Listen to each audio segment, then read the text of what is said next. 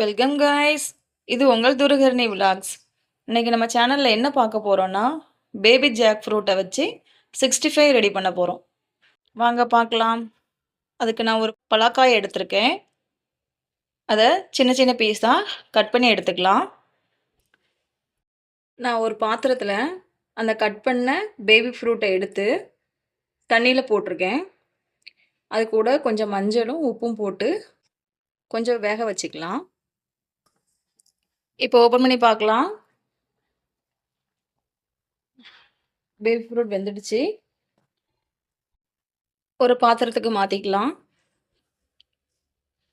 நல்லா ஆறுனதுக்கப்புறம் மேலே உள்ள தோல் அவ்வளோத்தையும் கட் பண்ணி எடுத்துடலாம். சின்ன சின்ன பீஸாக கட் பண்ணி ஒரு அகலமான பாத்திரத்துக்கு மாற்றியாச்சு. இப்போ இதில் சிக்கன் 65 மசாலா ஆட் பண்ணலாம். ஒரு 3 டீஸ்பூன் ஆட் பண்ணியிருக்கேன். இப்போ இதை நல்லா மிக்ஸ் பண்ணி வச்சுக்கலாம். மிக்ஸ் பண்ணியாச்சு. ஒரு 10 நிமிஷம் அப்படியே இருக்கட்டும். 10 நிமிஷம் ஆயிடுச்சு.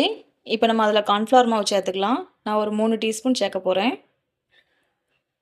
கார்ன்ஃப்ளவர் மாவு போட்டு நல்லா மிக்ஸ் பண்ணியாச்சு. இப்போது இதை பொரிச்சு எடுத்துக்கலாம்.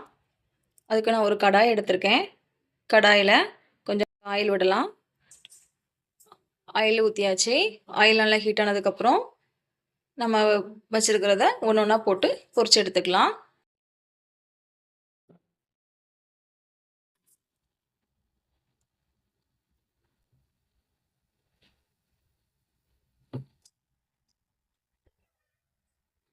இதே மாதிரி ஒன்று ஒன்றா எல்லாத்தையும் போட்டு பொரிச்சு எடுத்துக்கலாம்.